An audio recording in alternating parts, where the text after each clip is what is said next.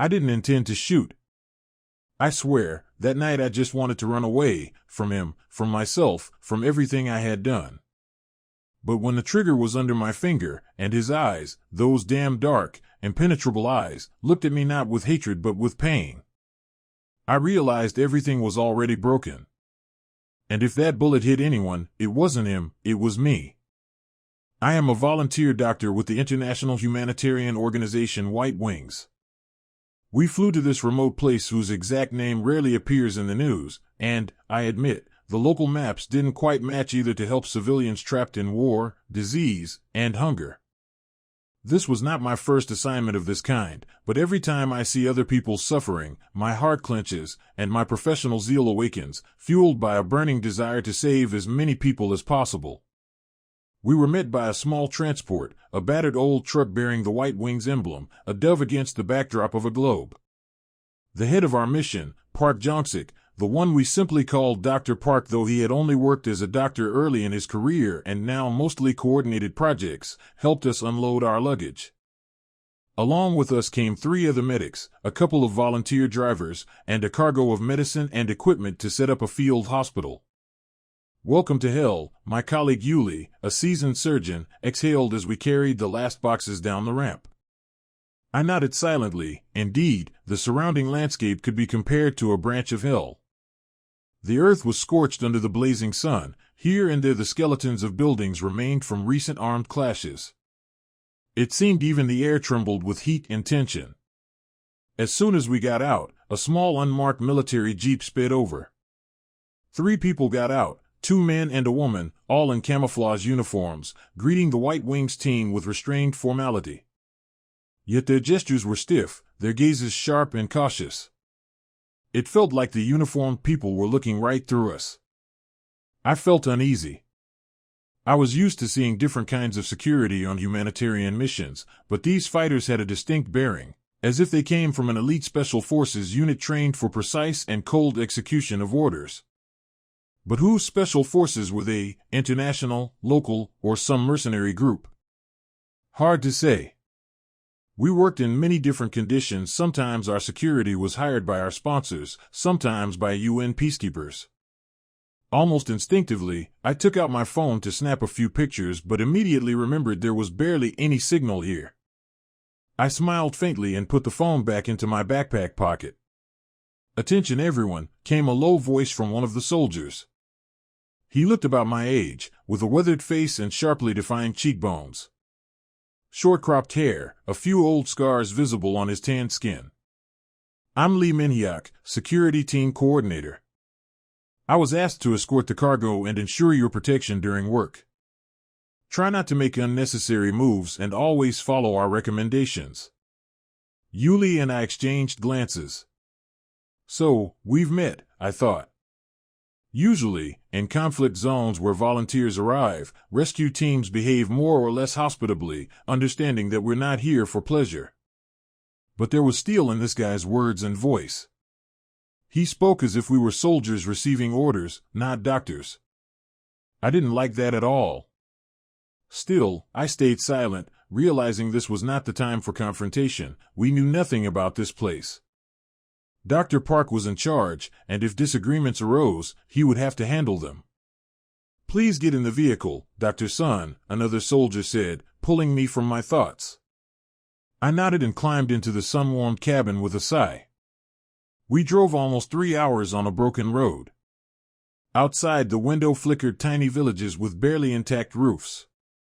In a clearing, where once corn or other crops might have grown, stood abandoned cars with smashed windows. We saw almost no people. They obviously hid in half-ruined houses. Maybe they were afraid, maybe used to not showing themselves. Lee Min-hyuk was silent the entire way, sitting in the front seat of the SUV. From time to time, I noticed him carefully scanning the surroundings through the windshield. His tense posture, as if ready to grab his weapon at any second, both unsettled me and gave me a sense of protection. He's clearly determined for us all to survive, I thought. And immediately I got angry, but he spoke to me like I'm a clueless girl. I hate being treated without respect. Or maybe that was just his professional mask. Or was he really like that? I shook my head, trying to push those thoughts away. I didn't come here to judge a soldier's manners. I had a mission: to help set up the field hospital, provide medical aid to locals, and try to stop the cholera outbreak that had already killed many people here. The organization's report said multiple catastrophic factors had come together. Water supply systems were destroyed, sanitation was poor, rebel groups blocked medicine deliveries. So me and the other medics would have to work at the limit of our abilities. Our headquarters was outdoors, where white tents served as a hospital. The large ones had beds for the sick, the smaller ones were our modest dormitories. When I first saw these tents, my heart fluttered. I knew we faced harsh conditions but hadn't expected such primitive surroundings. Here and there, branches stuck out of the ground, and the soil itself was so hard and cracked it probably hadn't seen rain for years. "Be careful," Dr. Park quietly said, helping me out of the vehicle. "We'll need to check first for mines or tripwires. But as far as I know, this area is relatively clear." I nodded and went to my tent. Inside it was hot as an oven, but at least I could put down my backpack, unpack my few personal belongings, and try to get myself somewhat together. Just half a day ago, I was in a cool airplane cabin where they served coffee and sandwiches, and now I was at the edge of the world, surrounded by ruins and suffering. Yet I felt this was exactly where I was meant to be. I knew firsthand what it was like to live in constant fear without access to medicine. I had lost my parents in a car accident due to untimely medical help. Since then, my whole life had been dedicated to saving others, as if trying to atone for someone else's guilt or find meaning anew. I barely had time to stretch my legs when Yuli called out, "Jamie, hurry, we need to see 2 serious patients." They were brought from a nearby village. They say suspected cholera. I wasn't surprised. Work started immediately. We hurried to the part of the camp where several beds were already set up. There was still disorder. Volunteers were unloading medicines, setting up tents. Amid all the bustle, I saw Lee Minhyuk standing slightly aside, talking to someone on the radio. He glanced quickly at me, frowned as if checking if I was okay, and then focused back on his conversation. I quickly looked away. I didn't want to meet his cold gaze again. The 2 patients were indeed severe: a middle-aged man, very emaciated, and his 10-year-old son. Both had vomiting, diarrhea, dehydration, classic cholera symptoms. While Yuli assessed the father's condition, I took the boy in my arms and moved him to another tent to at least isolate them from the others. "What's your name?" I asked softly, trying to speak in broken English, since we suspected he might understand a little. But the boy apparently didn't, so I switched to more universal gestures. I pointed to myself and whispered, "Jamie." Then I pointed to his chest. He responded in a quiet whisper, almost inaudible, but I caught something like Samir. "Okay, Samir. I will help you," I said, squeezing his thin little hand. I felt sick at the sight of his protruding ribs and sunken cheeks. I knew children died first in these conditions without 4 fluids and clean water. Fortunately, White Wings had brought rehydration solutions. A local nurse, Ada, who knew the region, helped me. Together we quickly started in 4 on Samir and began taking measures to reduce the risk of shock. Suddenly, I heard behind me a familiar voice that already stirred conflicting feelings in me. "Dr. Sun, may I have a word?" I turned around. Lee Minhyuk stood in the tent doorway, slightly stooped to avoid hitting the roof. He still looked composed and strict. "Yes, I'm busy but listening," I replied coldly. "In an hour, we have a meeting. I want you and your colleagues to attend," he said. "We will discuss security measures. According to the latest data, a gang operating within a 20-kilometer radius often attacks refugee camps." I straightened up, trying not to show the tremor that ran through me when I heard the word attacks. "Understood. I'll be there soon." He nodded and disappeared. I sighed and returned to the boy's bed. His breathing had become steadier. The 4 clearly helped. Now we could only hope Samir's father would pull through. Retreat was not an option. I ran my palm over the boy's forehead, trying to inspire confidence in both of us. The meeting took place under a small shelter made of rough wooden supports and tarp. Lee Min-hyuk's rescue team was assembled in full, 7 people, all in unmarked military uniforms, calm and focused. From the medical side, Yuli, Dr. Park, and I attended. Several other volunteers involved in camp setup were busy, so they decided to be briefed later. "Here's the situation," Lee Min-hyuk began, holding a map. I recognized the area we had come to: mountainous edges, a winding road, and several large settlements surrounded by red zones. Armed groups are actively operating in the region, and they don't want foreigners present, especially if they might affect their control over the territory. They often steal supplies and medicines or completely destroy camps. "Is our camp in danger too?" Yuli asked, her natural fear already awakened. She had been through many hot spots, but still, her question sounded quite logical. "We are currently located in the gray zone," Min-hyuk replied. "That means there is no direct threat yet, but if we frequently go beyond the safe perimeter, we risk walking into an ambush. Therefore, I ask all doctors to coordinate their travel routes with me or any member of my team."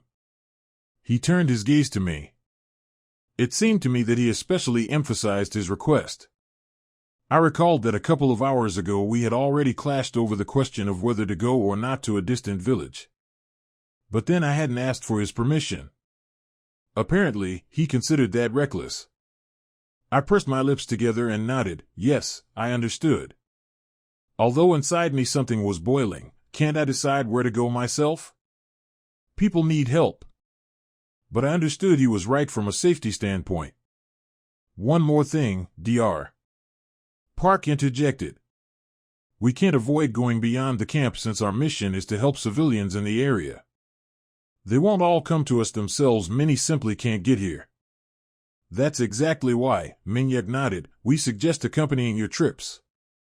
But I want to say up front, sometimes we will have to say no if the situation is beyond our control zone. Please keep that in mind." I noticed Yuli sighed heavily. She was like me in that she disliked unnecessary restrictions when it came to saving lives. But, alas, we really were in a dangerous spot. I myself understood that without armed protection, our chances of success were negligible. The meeting ended quickly. We stepped out from under the awning, and the volunteers dispersed to their tasks. I stood confused, thinking about how to reconcile my medical duties with these strict rules. Suddenly, I felt a minor presence nearby. It was my younger cousin, Kam Haram, a journalist and blogger who had arrived here a little earlier on her own. She was actively filming reports about the work of the White Wings and the local residents, hoping to stir up a buzz on social media. "Hey, heroine," Haram greeted cheerfully, adjusting the camera hanging around her neck. "Saw you at the meeting. How do you like that cool guy, the commander? He looks like he stepped right out of an action movie." I blushed and snapped irritably, "Haram, this isn't a funny situation. There's war, an epidemic, and you're talking about guys." "Oh, come on," Haram pouted playfully. "I just thought he kept looking at you. Maybe some drama is brewing? I know you've never been indifferent to tough, handsome guys." "Shut up," I cut her off, although inside something did stir at her words. Could it be that he really was looking at me? I immediately pushed those thoughts away since I was swamped with work and definitely didn't need romantic complications. Better help me find Ada, the local nurse. We need to arrange a trip to the neighboring village. Haram sighed. "All right, Miss Serious, as you say. Let's go." I saw her near the main tent. 2 days later, we were somewhat settled in the camp. I barely slept because the number of patients grew by the hour. Many locals didn't even know about our presence yet, but rumors about the medics spread quickly. People came on foot, carrying children in their arms. We administered 4 drips right under the trees when tents were full. The hope was that if we stopped the epidemic at the very start, it wouldn't spiral out of control. But every time I looked around, I realized we were few, and there were so many in need. On the evening of the second day, we planned to go to one of the northern villages. A request for help came. The village elder had apparently contacted someone remotely, possibly by radio, or someone managed to pass a message orally. There were many sick people and no access to water. I was determined to go, although I understood the road could be dangerous. "I'll go with you," Lee Minhyuk said when he learned of the plans. "I'll take 2 others from my team. But I warn you, if anything serious starts, we leave immediately. I don't want you to die, Dr. Sun." His cold, penetrating eyes looked at me somehow. Through me. I felt he was examining me not as a person, but as a protection object. That made me angry. But at the same time, I couldn't deny that with him nearby, I actually felt safer. There was something unyielding about him, some inner strength you wanted to rely on, even if his manner of speaking irritated me. We left in 2 cars, in the first, me, Minhyuk, another fighter named Chando, and medical supplies in the second, Ada and 2 of our volunteers, carrying a small supply of food and water. Twilight was falling as we left the campgrounds.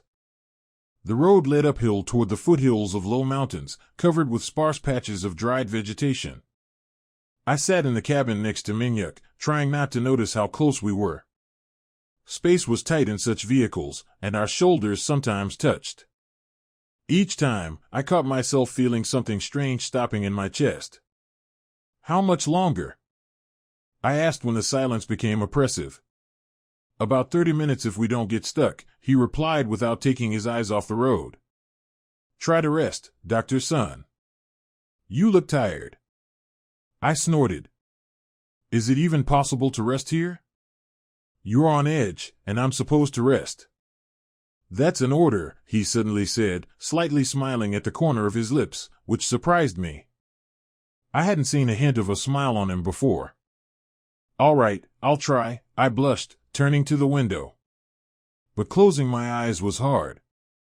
In the distance, where the sun was setting beyond the horizon, I saw black silhouettes of ruins and shadows merging into an ominous twilight. At some point, I felt scared. What if those shadows hid bandits? Minhyuk's warning came to mind. I felt in my heart that this trip could have unpredictable consequences, but otherwise, we wouldn't be able to fulfill our duty. After half an hour, we finally reached the village. It looked deserted, as if everyone had fled. Only after several minutes of searching did we find a few emaciated residents. They hid in a half-ruined school. Old people, women, children had gathered there, all in bad shape. Some couldn't even stand. They clearly had symptoms of cholera or some other intestinal infection. I stepped back, grabbed the bag with medicines and bottles with solutions, trying to quickly assess the scale of the disaster. "Ada, let's organize a medical check." I called to the volunteer. "We need to check for severe cases." "On it," she replied, disappearing into the dark corridor. Meanwhile, Chando and Minhyuk carefully inspected the building, checking for signs of enemy presence. Soon they returned. "Seems there's no one here except locals," Chando said. "But we should hurry. It could be dangerous at night." I nodded and rushed through the rooms, looking into the faces of the sick. My heart clenched with despair. So many people, so few resources.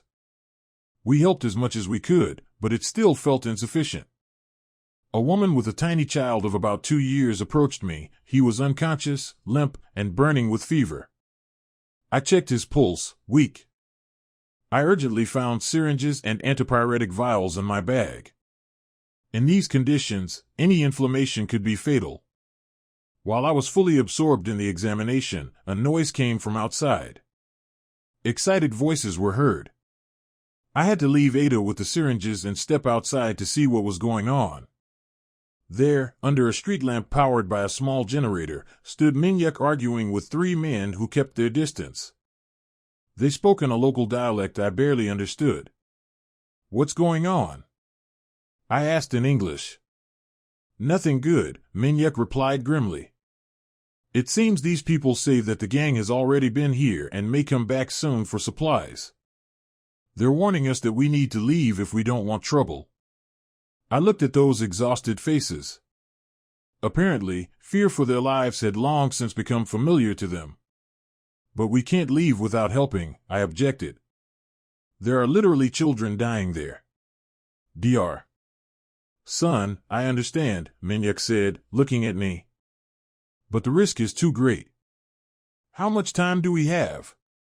He shrugged, maybe a couple of hours, no more. If the bandits really patrol these areas, we need to move before it gets completely dark. I felt a sudden surge of rage and helplessness at the same time. We had just started providing aid. How many patients would be left untreated? But at the same time, I understood Minyak wasn't joking. His duty was to keep us safe. And if I ignored his words, disaster could happen.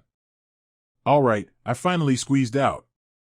But at least I want to distribute basic supplies so the locals can at least fight dehydration. Minyak nodded and looked away. I sensed he wasn't happy with this decision either, but was forced to strictly follow orders. I felt a prick of conscience. After all, we both wanted the same thing, saving lives. Maybe I shouldn't have judged him so harshly. In the end, we stayed in the village for almost an hour. With Ada's help, I handed out rehydration powders, explained how to use them, and left some antibiotics. We did quick checkups. But obviously, we couldn't take all the sick with us, the vehicles didn't have enough space, and our camp was already overcrowded. I hated situations like this, when you have to decide who to save first. We set off at dusk, and the mountain road at that time was terribly dangerous. The headlights only lit a narrow strip of rocky path, with cliffs on the edges.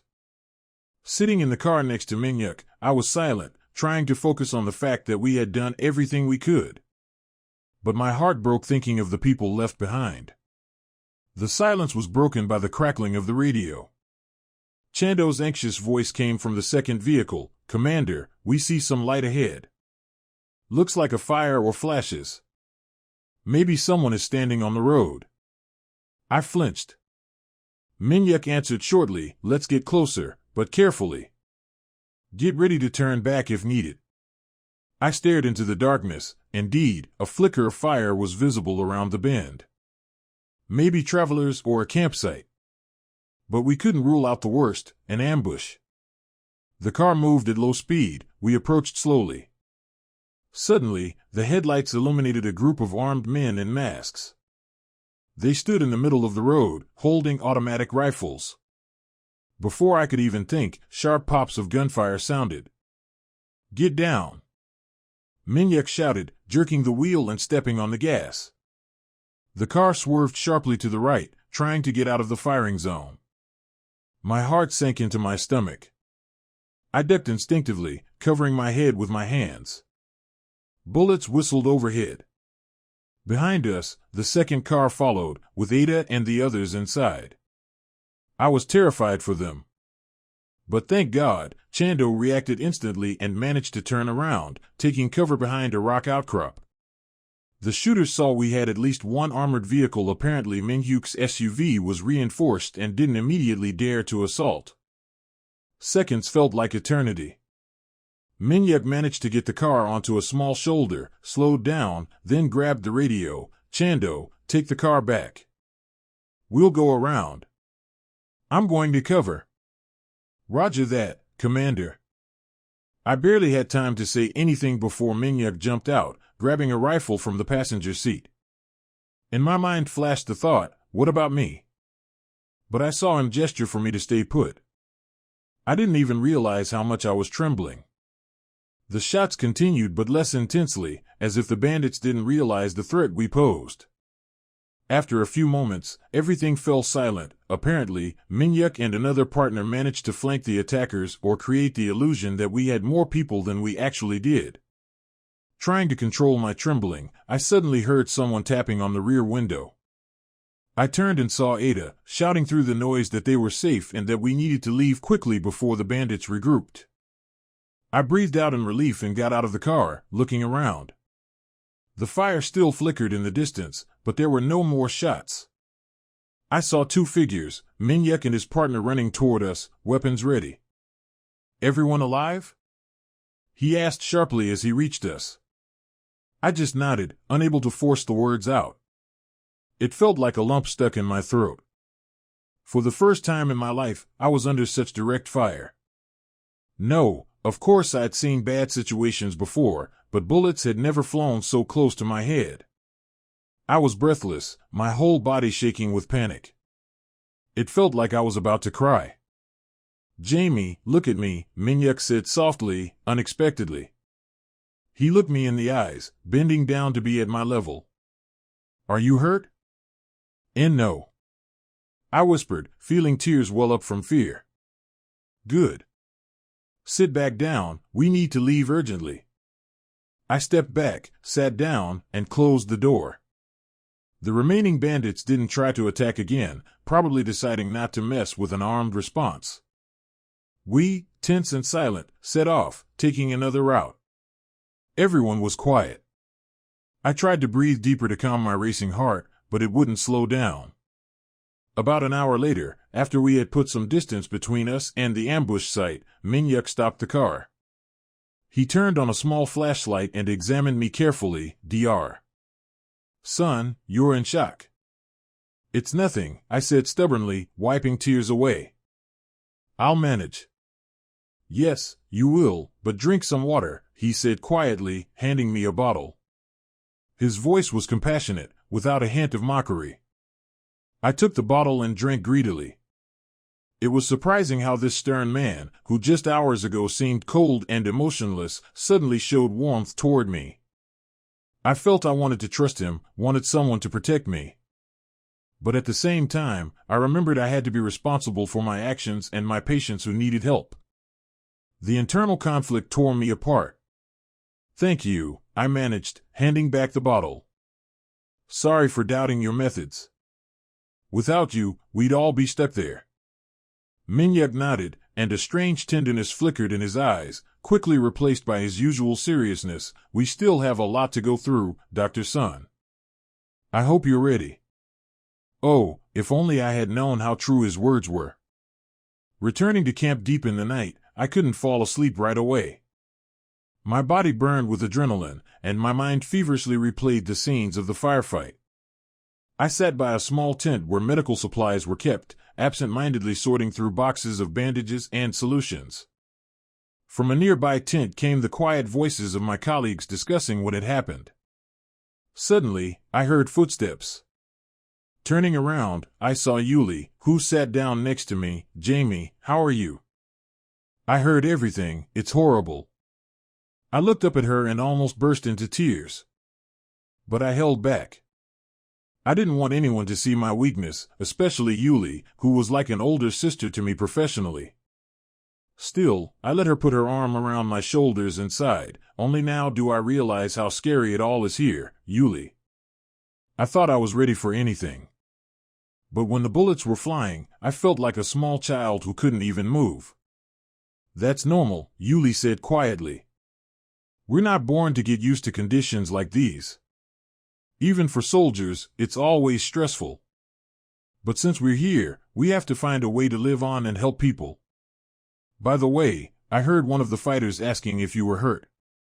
Seems like he cares about you." I understood Yuli was hinting at Minyak. My heart skipped a beat. From deep inside, a warm feeling of gratitude rose. But I knew I couldn't focus on that now. Our work was more important than any personal feelings. That's what I thought, trying to calm my turmoil. "I don't know," I admitted honestly. "Maybe he treats everyone like that. After all, he's responsible for our safety." Yuli gave a faint smile. "Maybe. But, Jimmy, allow yourself to feel. We're humans, not robots." With those words, she got up and left, leaving me in the dark tent. I took a bandage from my pocket, a piece of it still clenched in my hand from when I had frantically grabbed the first aid kit in the village. That small scrap could have been thrown away, but I squeezed it in my palm as a reminder of how easily life could be lost in this place. And at the same time, I couldn't stop thinking about the fact that there was someone nearby ready to protect me. In the morning, barely awake, I was immediately thrown back into the whirlpool of patients. Yuli and I made rounds through the tents where cholera patients were lying. It was sad to admit, but some had arrived too late. We could no longer save them. The faces of the deceased were etched in my memory. But there was no time to mourn, we had to treat the others. By noon, I rushed out of the tent in a panic because our supply of forced solutions was running low. Hearing me talk to one of the volunteers, Dr. Park approached us. "Calm down, Jimmy. A shipment from our sponsors should arrive today. And, by the way, the military will escort us. If you want, you can go to them and check the arrival time." I nodded and went to find anyone from Minhyak's people.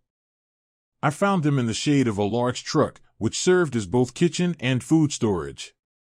The soldiers had just finished their short lunch. One of them, a tall man with rough facial features, I think his name was Taechan, said the commander was on the other side of the camp, checking the security perimeter. Nervously, I headed there. It no longer surprised me that a kind of security perimeter had formed in the camp. Makeshift barricades and sandbags stood as if we were on a front line. It seemed Minhyak and his men had thought through every detail to protect the camp from a sudden attack. My thoughts turned to Minhyak's complex character. On one hand, he saved my life and was ready to sacrifice himself for others. On the other, he constantly frowned and spoke in clipped tones, never revealing himself. But yesterday, in that moment of terrible tension, he looked at me like... I still can't understand what I feel for him. There he was, inspecting a corner of the camp where a metal fence stood. I dared to approach and call out, "Lieutenant Lee Minhyak? Or how should I address you properly?" He turned. For the first time, I saw a faint shadow of a smile in his eyes. "Just call me Minhyak. I was a lieutenant once, but that's past." "All right." "Minhyak," I tried the name as if tasting it. "I need to know when the shipment of solutions will arrive. We are in urgent need of resupply. They should be here by evening." "We sent a vehicle to meet the convoy," he answered shortly. "So hopefully, everything will be here before nightfall." I nodded. Then, noticing his questioning look, I added, "Thank you for saving us yesterday." I was terrified, honestly. His eyes softened, and he glanced away for a moment, as if embarrassed. "I was doing my job," he said quietly. "You, Dr. Sun, are also risking your life for the patients. Yesterday you tried to help even in a place where danger was obvious. Your actions deserve respect, too." Something inside me twitched at that acknowledgement. I suddenly caught his gaze, and my chest tightened. We looked at each other silently for a moment, and in that pause, there was so much. Then, as if realizing what was happening between us, I stepped back. "I have to go. The patients are waiting." He barely nodded, and I hurried away. My heart pounded wildly on the way, and my mind kept turning the thought, what is this? Could something be starting between us? And isn't it crazy, here, now, in such a place and time? Days flew by in an endless routine of treatment and fighting for lives. But during this time, I got to know the people in the camp better, including Minhyak's team. It turned out they were all former military, gathered from different units. Now they worked for something like a private rescue and security organization, funded by several governments and philanthropists. They weren't mercenaries in the bad sense, but rather an elite squad saving civilians in hot zones. Every evening before bed, I tried in vain to calm my heart. It beat like a drum when I saw Minhyak at dusk, patrolling the perimeter or talking with his men. I needed to focus on work, but I caught myself thinking about him in every free moment. How are his old wounds? What pain does he carry in his soul to be so gloomy? And every time I snapped myself out of it, "Jimmy, stop fantasizing. You have enough worries already." But fate seemed to deliberately throw moments when we were alone together. Either I had to urgently discuss a vaccination campaign, and we'd lean over a map, accidentally touching elbows. Or I'd bump into him in the mobile mess hall, where he ate a modest dinner, and I'd feel awkwardly wanting to talk. In those moments, a fire burned inside me. I could no longer deny I was falling in love. But it was a terrible time for love. We risked our lives every day. One day, after an especially hard day, 8 seriously ill patients brought in, 3 of whom died, I barely able to stand, went out of the tent late in the evening. It felt like I was suffocating with grief. In the distance, a small fire was burning, and near it, I noticed Minhyuk sitting on a log, apart from the other soldiers. They were talking quietly a little farther away, and he was alone, deep in thought. Something inside me urged me to approach. I slowly walked over and whispered, "May I sit here?" He turned. The look in his eyes softened me. It seemed he was glad I came. I sat on the log a short distance away. "How was your day?" he asked. "Hard," I answered honestly. "We lost 3. It feels like a personal failure." "You did all you could," he said quietly, looking down at the fire. "In these conditions, you can't always save everyone." We were silent, watching the flickering flames. The night's silence felt almost eerie, knowing that nearby could be people ready to attack. But at that moment, I felt strangely protected beside him. "How was your day?" I asked, trying to distract myself. "We escorted a humanitarian aid convoy," he replied. "On the way, we found 2 wounded, likely caught in a shootout. Their friends carried them on stretchers. I wanted to bring them here, but they refused. They were afraid the gang would come after us. We had to leave them some food and move on." I heard bitterness in his voice. It seemed he also felt his helplessness. The suffering of the people around him weighed on him, even though he tried to hide his emotions. "Minhyuk," I said, hesitating whether to ask, "are you always this closed off?" He looked at me. "Why such a question all of a sudden?" "Sorry if that's rude. It's just that I see the burden you carry. Sometimes I look at you and think we're alike. We want to save everyone but realize we can't." He looked away and was silent for a moment. When he spoke again, there was tension in his voice. "I lost my partner a year ago during an operation. He was killed right before my eyes. He was almost like a brother to me. Since then, I haven't allowed myself to relax. I'm afraid of losing someone close again. There's already too much death in this world." I looked at him, my heart aching with sympathy. How well I understood him. I had lost my parents once, and since then I had struggled with guilt and the desire to save others. That's what brought me to the White Wings. "I'm sorry," I said quietly. "I also lost my parents when I was a teenager.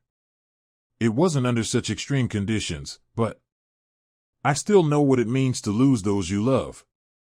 He looked at me intently, and a spark of understanding passed between us. Even in the dim light, I felt his gaze was full of emotion. We were sitting very close, and suddenly I had a strong urge to touch his hand, lean on his shoulder, feel the warmth of another person.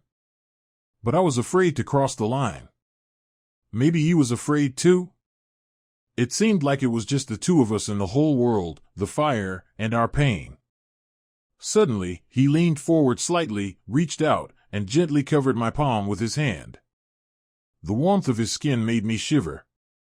I didn't pull my hand away. On the contrary, I squeezed his fingers. "You know, Dr. Sun," he said softly, "I don't want to lose another close person." "I'm not going to die," I replied, brushing away a tear. "Likewise." He gave a crooked smile, and in the silence, I realized that if one more second passed, we might kiss. My heart was pounding so hard I barely heard the rustling of the wind over the tents. But suddenly voices came from the security perimeter. Someone was calling Minhyuk. We unclenched our hands as if caught doing something forbidden. He immediately stood up, regaining his stern expression. "I have to go," he said shortly. "Good night, Dr. Sun." I didn't have time to respond before he disappeared into the darkness, and I was left with burning cheeks and a bittersweet feeling of unfinished business. God, what am I doing? I thought. In this hell, any love could end in tragedy. But my heart had already chosen. The next day we were informed of the need to organize mass cholera vaccinations in 2 large settlements south of the camp. Yuli, Dr. Pak, and I understood this was the only way to contain the epidemic. Otherwise, we simply wouldn't have enough resources to treat patients. But to conduct the vaccination, we had to go to these villages with full equipment for at least a day. Security again became a critical issue. Upon learning the plan, Minyak came to our tent where we were discussing details. I am absolutely against you going there without adequate security. According to intelligence, new groups have started appearing in the south. But we can't wait, Dr. Pack argued. If we don't vaccinate now, it will be too late. Minyak sighed and pulled out a map. Fine, then we'll go together. I'll take 2 soldiers, and another one will come with the truck. But keep in mind, if things go wrong, we'll have to abort the operation. We agreed. The situation truly dictated the terms. In the morning, we loaded containers with vaccines, special refrigerators with autonomous power to keep them from spoiling in the heat, some medical equipment, and set out in 3 vehicles. In the first, Minyak, me, and another soldier, the second driven by a volunteer with Yuli, the third was the truck with vaccines and Dr. Pack. The journey took several hours. We cursed the road because it was literally strewn with stones, pits, and bumps. The land around was scorched, rare trees were drying up at the roots. I kept gasping when the vehicle bounced over especially rough spots. Minyak, driving, stayed calm and confidently moved us forward. We reached the first village without incident. There, we set up our mobile vaccination station. At first, the villagers looked at us suspiciously, but thanks to Ada and her acquaintances, we managed to explain that the vaccines were to protect them from cholera. Gradually, people lined up. Yuli and I administered dozens of doses, working ourselves to exhaustion. At one point, I felt proud. Finally, we were doing something that could prevent mass deaths, not just treat the consequences. When we finished at the first village, the sun was already setting. We had to go to the second one. Minyak did not hide his concern. Better postpone until tomorrow. Traveling these roads in the dark is too risky. But we don't have much time, Dr. Pack argued. The vaccine should be given as early as possible to maintain effectiveness. And who knows what the weather will be tomorrow. We could get stuck here. After a long debate, we decided to go, but fast, trying to finish vaccination before full darkness. We loaded up and moved on. The road worsened, narrow, winding, almost a mountain path. I felt the anxiety growing, mine and everyone else's. Minyak gripped the steering wheel tightly, his eyes fixed on the road. Nobody spoke a word. After an hour and a half, it seemed we were close to the village. But instead of welcoming residents, we saw abandoned huts. It was extremely quiet around. The car stopped. We got out, looking around. Where is everyone? Yuli asked, barely holding the tremor from her voice. Maybe the people hid when they heard the engines, Dr. Pack guessed. Everyone here is afraid of gangs. Minyak gestured for his soldiers to scout the area. A minute, 2. They returned with the news that part of the village seemed deserted, and the remaining residents were holed up in distant houses. The heat hadn't yet eased, and sweat streamed down my back. All right, let's try entering a few houses, Dr. Pack said. Offer the vaccination. If they refuse, we'll come back. I nodded, but inside I had a bad feeling. We walked down the narrow alley, knocking on closed doors. Sometimes frightened faces peeked through cracks, but no one opened. Finally, an old woman came out, muttering something about disease and dangerous people. I helped her sit down so Yuli could measure her blood pressure. She was weak and dehydrated. Possibly sick with the same illness we were supposed to protect them from. Suddenly, I heard a distant crack, like something exploded or fell. Minyak, standing a little apart, immediately tensed. His fighters looked at him, waiting for orders. Everyone stay where you are. He shouted sharply. Chando, check the perimeter. Yuli, Pack, and I exchanged glances. The old woman began to moan anxiously. I tried to calm her by placing my hand over hers. At that moment, gunshots rang out nearby. My pulse soared. Minyak grabbed my forearm. Quick, get to the car. At that moment, I saw one of the vehicles burst into flames. So, we'd been spotted. Someone shot the fuel tank, or was it arson? Panicked, I gasped, the vaccines. The vaccines are there. Dr. Sun. Minyak barked, pulling me away forcefully. The vaccines are lost, save yourself. Tears welled up in my eyes. Everything we had worked for, all those vials, could be destroyed. But I understood, right now, saving the team was more important. We rushed to the car, where only the driver and one fighter remained. Yuli also managed to get out. Dr. Pak was running behind her. The second car, the one Yuli had arrived in, stood a little apart but was empty. Apparently, the volunteer driver had run out to see what happened. I saw no bandits anywhere, but gunshots and the crackling of flames echoed from all directions. Minyak shoved me into the back seat, shouting at the fighters, "Fall back." I saw through the window how Dr. Pak ran up to the still-burning truck, apparently trying desperately to save something, but it was already too late. The fire blazed, bullets whistled around. Suddenly, one of the fighters fell beside him. I thought he was wounded. Dr. Pak grabbed his arm and dragged him away. "Minyak, go back for them." I shouted in desperation, seeing the car start to move. "If I go back, we'll all die." He snapped roughly, but I heard pain in his voice. Then, in the next second, I saw him turn the wheel and head toward Pak and the wounded fighter. The car stopped abruptly. The right door flew open. Dr. Pak and the fighter climbed inside. It all happened in seconds, but every moment felt like an eternity. Finally, the doors slammed shut, and we sped away down the narrow trail, just trying to escape the gunfire.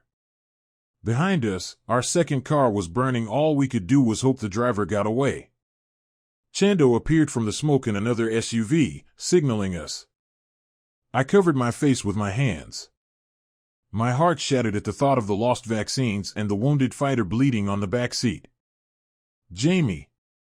Yuli called to me from inside the car. "Can you stop the bleeding?" The car shook over bumps as we rushed into the darkness, but I tried to focus on the patient. "Just don't lose him," I repeated like a mantra. Soon, Ixon lost consciousness, and it seemed his pulse weakened. I pressed hard on the wound, desperately trying to stop the bleeding. "Hold on, Ixon. Hold on," I whispered, glancing out the window. It felt like the road would never end. Somehow, we made it back to camp where part of the team remained. There was no time to explain what had happened. I burst into the medical tent, where we had the most basic operating table, and ordered everything to be prepared for emergency surgery. We had to remove the bullet or confirm it had exited, check for internal injuries, and try to save Ixon. Yuli assisted me, while Dr. Pak and Ada helped with medications and 4 drips. Minyak stood nearby, arms crossed, pale but outwardly calm. I barely noticed him, fully focused on the task. When I opened the wound, I saw that thankfully the bullet hadn't touched the heart or liver but had passed dangerously close. The problem was severe blood loss. I had to use all my skill to suture damaged vessels and reset a fragment of shattered bone for Ixon. Damn, this was real combat surgery, and honestly, I wasn't 100% ready. But there was no choice. The operation lasted more than 2 hours. At one point, despair overwhelmed me. It seemed hopeless, as if he was already gone. But I refused to give up.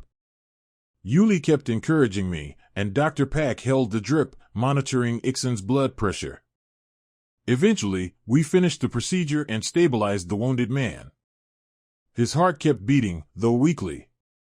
I leaned back in the chair, wiping sweat from my forehead. "We did all we could," I said to Yuli. She nodded. "The rest depends on his body and luck," she added tiredly. I got up and left the tent, feeling my legs tremble. The night was moonless, only a dim lamp burned by the entrance. People in camp gave me worried looks. Everyone was waiting for me to speak. I simply said, "He's alive, but his condition is critical." Suddenly, Minhyuk approached me. I felt everything inside tighten. He spoke quietly. "Can I talk to you alone?" I nodded. We stepped aside into the shadow of one of the trucks. He stopped, looked me over from head to toe. I was probably covered in Ixon's blood, though I'd wiped some of it off. "Are you okay?" he asked, and I heard genuine concern in his voice. "Yes, just exhausted," I replied, looking up. "What about the others? Are they alive?" "Yes. Only Ixon is seriously wounded. Another fighter has a mild concussion. Your Yuli got only scratches. Are you worried?" "Of course," I exhaled. "We lost the truck with the vaccines. And we almost died. Damn, everything went wrong." I couldn't hold back tears. All the pain, fear, and despair rushed in at once. I hadn't slept for a day, survived a shootout and surgery. Minhyuk watched me, pressing his lips together. Then suddenly he quietly said, "Do you want me to just hug you?" Those words, spoken almost in a whisper, broke the last barrier. I nodded, and he cautiously, as if afraid to hurt me more, pulled me close. I felt his strong arms, broad chest. The smell of sweat, gunpowder, and tobacco mingled with his natural scent. Somehow, in that smell, I found salvation. I let the tears flow, sobbing into his shoulder. We stood like that until my sobbing subsided. I heard his heartbeat, fast and nervous. He probably wasn't used to such closeness either. But he didn't pull away. Instead, he gently stroked my back as if saying, "It'll be okay." At that moment, I felt I could finally let go of the pain, share it with someone who understood. Several minutes passed before I pulled away, shyly wiping my wet cheeks. "Sorry. I shouldn't have." "Shoo," he interrupted, looking into my eyes. "It's okay. I just don't want you to break under this burden. You're needed." I looked at his face, lit by the dim camp lights, and felt an irresistible urge. Something stronger than fatigue drew me to him. I saw worry in his eyes, and at the same time a warm light of feeling. On the tip of my tongue was the question, "What are we doing? What about these strange feelings?" But I didn't get to ask. Footsteps sounded, and Yuli appeared in the light, calling us. We had to revert to professional colleagues. We stepped away as if nothing had happened. "Jamie, hurry. Ixon's condition is worsening. We need to check his blood pressure." Yuli shouted. "I'm coming," I answered, glancing quickly at Minhyuk. He nodded briefly, signaling he understood. The moment ended, leaving my heart racing. The following days were filled with the consequences of our failure. We lost an entire batch of vaccines, and 2 volunteers died. It turned out that the driver of the second vehicle still couldn't escape the truck engulfed in flames. The camp was under a heavy, oppressive mood. The locals who had hoped for vaccination remained vulnerable. And the epidemic continued to claim lives. But amid all this hell, there were small rays of hope. First, Ixon began to recover. Yuli, Ada, and I literally pulled him back from the brink of death. He even opened his eyes and gave a weak smile when he saw Minhyuk. He again showed little emotion in front of others, but it seemed to me that he felt enormous relief seeing his partner conscious. Second, a large caravan with food and medicine arrived at the camp from another direction. For this, we had to thank Hiram, my cousin, a journalist. She posted a cry for help on social media and in a small foreign publication, referring to the looming humanitarian crisis. People responded, raised money, and soon some of the cargo reached us. So at least the medicine supply was replenished. And yet, I myself felt depressed. I spent nights in nightmares where bandits chased me, and the truck with the vaccines burned before my eyes. By day, I tormented myself with work and thoughts about what to do next. One evening, I decided to step a few meters outside the camp to be alone. I told Yuli I wanted some fresh air. I took a flashlight and moved toward a small cluster of bushes. Of course, I knew it was unsafe, but I felt the need to be alone with my thoughts. I stood looking at the scarlet sky of the sunset. Suddenly, I heard familiar footsteps behind me. I turned around. It was Minhyuk. He had clearly followed me to make sure I didn't get into trouble. "What are you doing here alone?" he asked, scanning the surroundings. "Aren't you afraid?" "Probably, yes," I answered honestly. "But I'm tired. I wanted to remember, even for a minute, that there is a sky, even if it's stained with blood." "You're strange," he smiled. "But I understand. Sometimes I also leave the perimeter to hear the silence." We were silent for a while, standing side by side and watching the sunset. Then he touched my shoulder. "Jamie, I want to say. I don't know how to put it. Maybe it's madness to have feelings in a place like this. But what I'm feeling right now beside you is too real to ignore." My heart skipped a beat. For the first time, he called me by my name. No Dr. Sun, no formalities. I felt my face flush with heat. "I feel something similar, too," I whispered. "But I'm afraid that if I let myself fall in love, I'll lose even more when disaster strikes. I don't want a repeat of your past, or mine either." He stepped closer, took my hand in his. "Yes, we've both lost a lot. But while we're breathing, we have to live. I can't pretend anymore that you're just my charge, someone I have to protect." He took a step forward, and our faces were very close. Suddenly I realized he was going to kiss me, and inside I was spinning with sharp anticipation. We both breathed unevenly. His palm slid to the back of my neck, his fingers softly ran through my hair. I closed my eyes, surrendering to the attraction. His lips touched mine, carefully, almost shyly, as if afraid to hurt me. I responded, and in that moment time stopped. I felt my pounding heart, as if it wanted to burst out of my chest and give itself to him completely. My flashlight fell from my hands and went out, but it didn't matter because darkness wrapped us, and we kissed as if we wanted to remember this moment forever in a place where every day could be the last. Finally, we pulled away, breathing heavily. In Minhyuk's eyes, I saw passionate determination. "I don't know what tomorrow will bring," he whispered. "But we have to give ourselves a chance to be happy, at least today." "I agree," I replied, pressing myself against his chest. Since that kiss, everything changed. We became like secret allies, understanding each other without words. Of course, we didn't advertise our relationship. The camp was full of people, and such romances were not encouraged here. But gradually, passion grew between us, mixed with mutual understanding and the fear of losing each other. One night, when everyone was asleep and the camp was silent, I couldn't close my eyes. Thoughts of Minhyuk wouldn't leave me alone. I left the tent and pretended to go get water.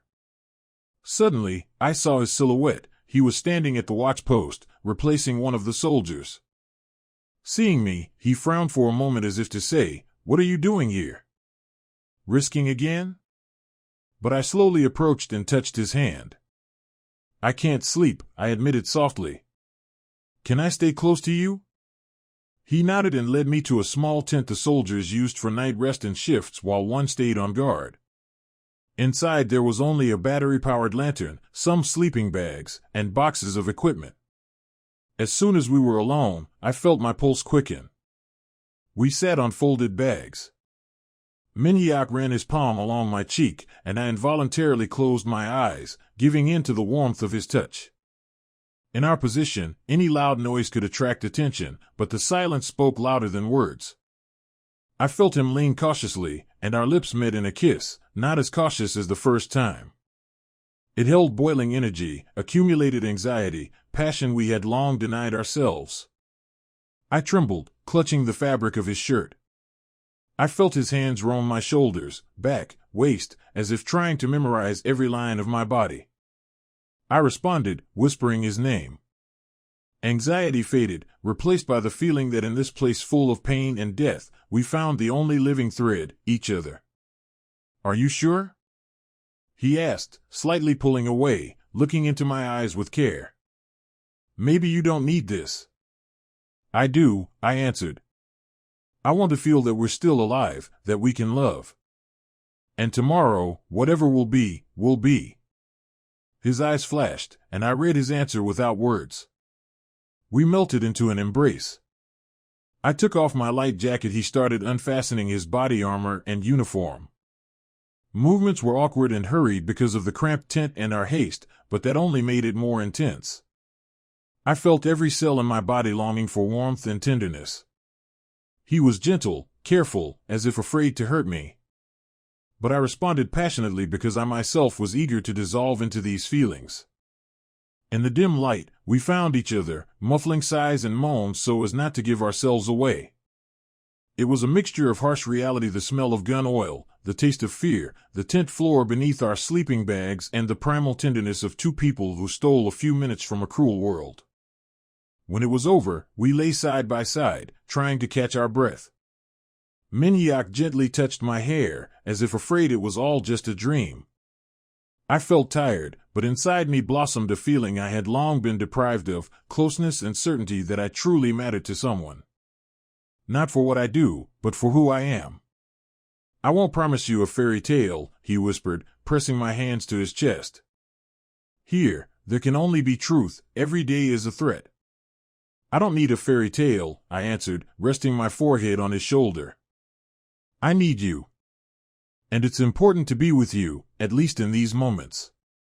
He kissed my temple, and I froze for a moment with a feeling of deep happiness that was absurd but real. A few minutes later, we hurriedly dressed. He had to return to his post, and I to my bunk before anyone suspected. As we said goodbye, we exchanged a look that said, "This is not the end."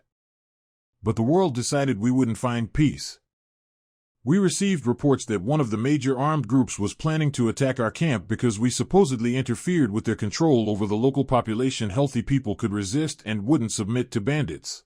Urgent preparations for defense began in the camp. Minyak and his fighters set up additional barricades, trained volunteers on how to take cover and where to evaluate patients. I felt fear taking hold of me again, but I tried to stay strong.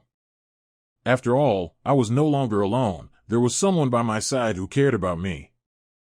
The day before the possible attack, Dr. Park called me in. He looked seriously at me, Yuli, and a couple of other doctors. We've been offered to evaluate some patients and part of the staff to a safer place, farther from here. There is a UN convoy that can escort a bus through the neighboring district. I think Yuli, Ada, and some volunteers should go with the critically ill patients so at least some of us survive and can continue the work. I tensed. And what about me? You're staying here, he replied.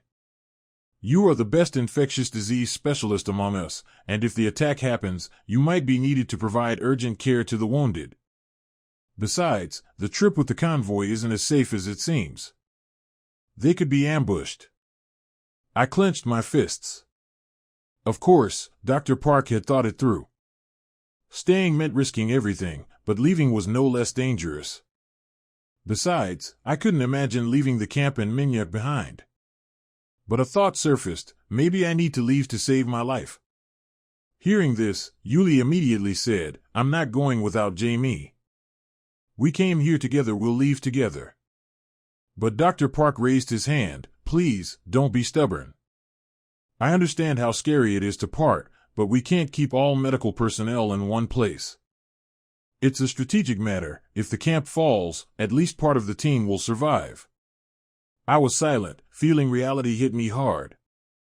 I looked at Yuli, Ada, everyone else. Maybe this really was the right decision? Still, I was determined not to abandon the people who needed help here and now. And, to be honest with myself, I didn't want to leave Minyak.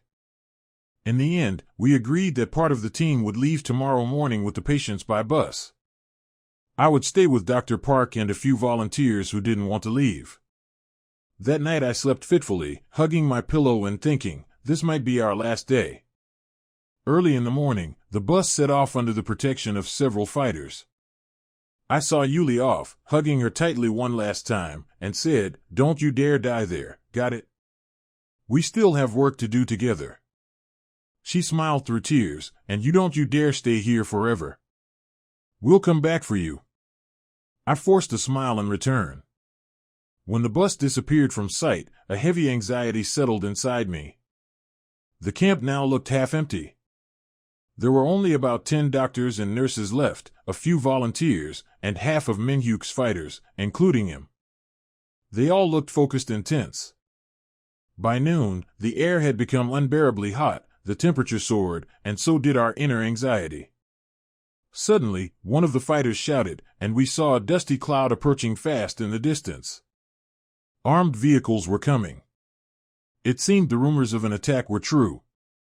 Minhyuk ordered all volunteers and medics to take shelter in the central tent, which we had turned into a fortress with sandbags. Dr. Park, a few brave volunteers, and I stayed there to provide first aid if shooting began. Minhyuk and his men took positions around the perimeter. The heavy silence, broken only by the roar of approaching engines, pressed on our ears. Then the bandits' vehicles pulled up close. A shout in the local language demanded we surrender and hand over all supplies. I glanced out from the shelter. Men standing in the pickup bay had held automatic rifles and grenade launchers. I felt a chill inside. Our small group stood little chance against such firepower. "Leave, or we open fire." Minhyuk's voice came through a loudspeaker. He spoke their language fluently, it seemed. But the response was insults and a threat to burn us with the camp. Negotiations reached a deadlock. The bandits fired first. Bullets pierced the canvas walls, ringing and bouncing off metal boxes. I covered my ears, trying to hide behind sandbags. Dr. Park was pale but focused, ready with a medical kit. At some point, a projectile hit the corner of our storage, starting a fire. "Jamie, get everything that's burning out," Dr. Park shouted. Otherwise, the explosion could be worse. I dashed out, bullets whistling over my head. 2 volunteers ran with fire extinguishers. We desperately tried to put out the flames. Suddenly, a sharp explosion sounded, likely a makeshift trap set by the fighters at the entrance. The bandits' pickup flipped over, and people fell to the ground. But some kept shooting. Smoke, screams, panic filled the camp. In one corner, someone started a truck and tried to ram our fence. Another firefight broke out. I clutched a fire extinguisher, putting out the fire while volunteers pulled out remaining medicine and moved it away. Another explosion, a thunderous roar, my ears rang. I dropped to my knees, dazed. My vision blurred. I had to get up. Bullets were still flying. I needed to run to shelter. But I couldn't leave. Through the smoke appeared Minhyuk's silhouette, covered in dust and soot, gun on his shoulder. He noticed me. "Jamie. Over here. Quickly." I stood and took a step toward him but suddenly felt sharp pain in my shoulder, like a hot needle piercing me. A bullet wound? Through and through? My vision darkened. I staggered and fell. Everything seemed to move in slow motion. Minhyuk rushed to me, firing at someone nearby. "Damn, hold on," I heard his voice as he lifted me into his arms. The pain flared sharply, and I cried out. He carried me to the tent where we had our dressing station. I was trembling, and the thought flashed through my mind, I've been shot. Am I dying? But no, I didn't want to die, didn't want to leave Minhyuk and all these people behind. Somehow, he laid me on a cot. Dr. Pack ran over, looked at the wound. Is the bullet lodged inside or did it pass through? I don't know, we need to check, Minhyuk answered, clearly panicked. Jamie, can you hear me? I nodded, gritting my teeth against the pain. My shoulder was throbbing and burning, blood was flowing. Dr. Pack quickly cut my shirt, examining the wound. The whole camp was echoing with gunfire, but at that moment I heard only my own breathing and Minhyuk's voice. Looks like the bullet went all the way through, said Dr. Pack. Tourniquet, compress. We need to stop the bleeding. Minhyuk grabbed the bandage and pressed it to the wound. I groaned, my body convulsed. My head was buzzing, but I saw the fear in his eyes as he looked at me. "Hold on, my love," he whispered despite the fierce noise outside. While the doctor worked on my wound, I lost consciousness. The image blurred before my eyes. It seemed that just before fading out, I saw Minhyuk's face again, distorted with pain. He was saying something to me, but I could no longer make out the words. The light was fading. I was awakened by the sound of drops falling into a plastic container. I opened my eyes, slowly coming to. My head was ringing, my throat was dry, and my shoulder burned like fire. I tried to move but groaned from the pain. "Calm down," I heard a familiar voice. My gaze focused on Yuli sitting beside me. "You're safe. We managed to return with help." I blinked, confused. Returned? How long was I unconscious? Yuli sighed. 3 days. You had a high fever and serious blood loss. But Dr. Pak stabilized you, then we arrived with the UN group. They repelled the bandit attack, many of them fled. You all survived, although the camp was damaged. 3 days. I tried to sit up but groaned again from pain. Yuli gently helped me lie down. My heart clenched with fear. What about Minhyuk? Where is he? I whispered. A soft smile played on Yuli's face. He's nearby. He didn't want to leave your side until the very end, but he was wounded in the leg himself. He's lying in the next tent now. Healing, but can't walk yet. Tears of relief welled up in my eyes. I was alive, he was alive, that was the main thing. Memories of the shootout and being shot surged painfully, but now I could breathe out. We were winning, not the enemies, but death itself. A few hours later Dr. Pak visited me, checked the wound, and said that although it was still dangerous, the chances for full recovery were high. The main thing was not to overstrain myself. Then I asked him to help me get to Minhyuk. At first, they tried to discourage me, but I stubbornly insisted. With Yuli's help, I hobbled to the neighboring tent, overcoming the burning pain in my shoulder.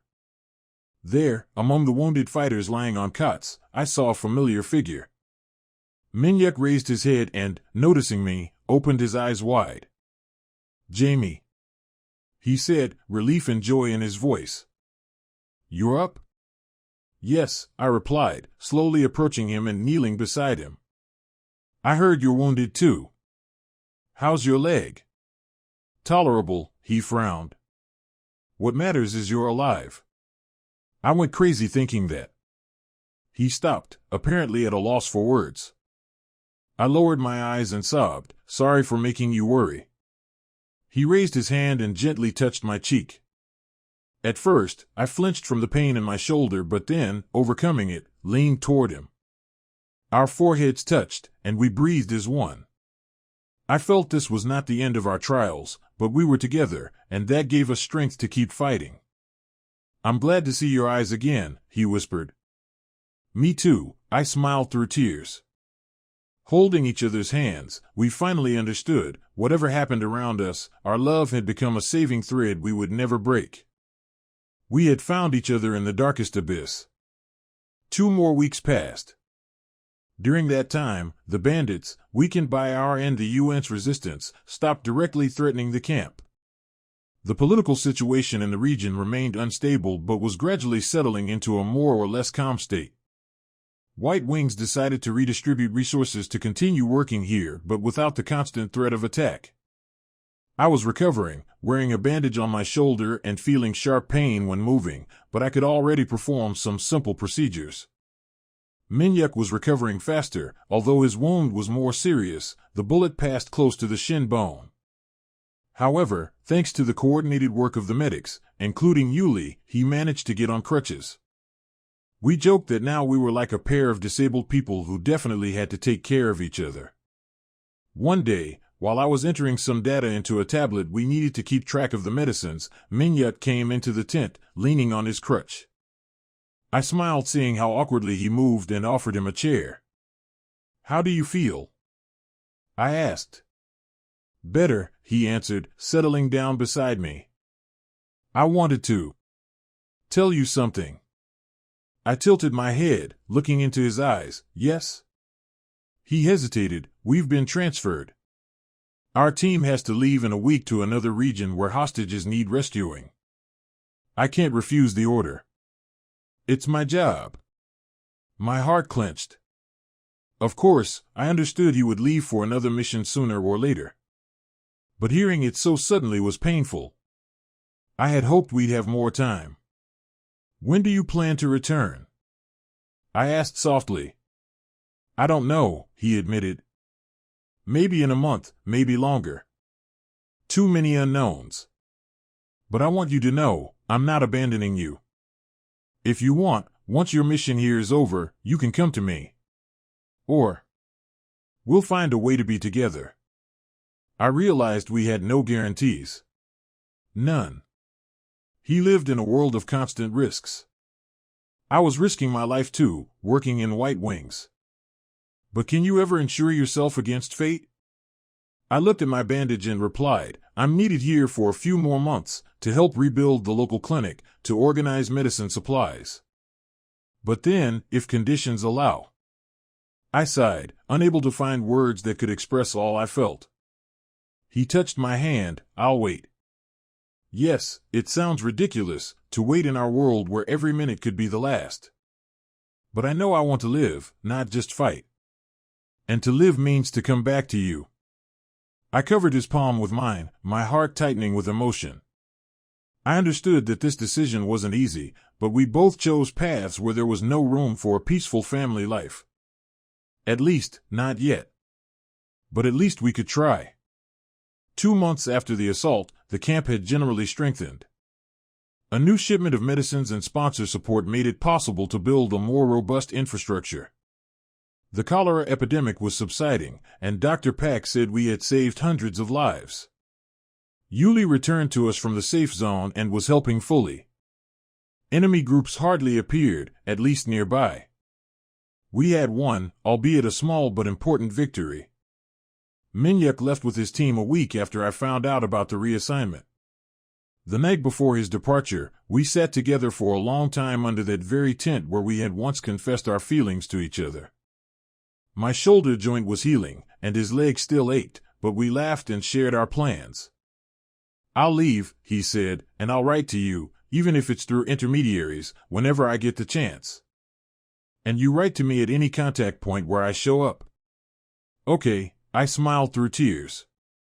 But don't miss my letters, all right? When his vehicle disappeared in the distance, I stood there clutching to my chest the handkerchief he had left me as a keepsake. Inside, I felt something strange. We had parted ways, yet somehow found each other. Someday, if the stars align, we'll meet again, perhaps not in such a bloody place. We walked along the edge of the heart, balancing between life and death, love and pain, hope and despair, and we found what we had been searching for, true feelings. Now, as I finish this journal, just short notes I've been keeping to stay sane in this war-torn hell, I reread the lines again. Minyuk. The one who made me believe that even under bullets and explosions, there's still a place for love. I don't know what lies ahead in my life, but I'm ready to wait and to fight. Because this love taught me not to be afraid of being alive, with emotions, tears, passion, and the belief that someday we'll build a world where people don't have to risk their lives for medical duty or rescue missions. And for now, I'm still here, in the tents of White Wings, looking up at the sky and remembering how his eyes burned that night. Wherever he is, I want him to feel my support. We walked this path, brushing past one another like a glancing blow, leaving behind marks on each other's hearts, marks that will never fade.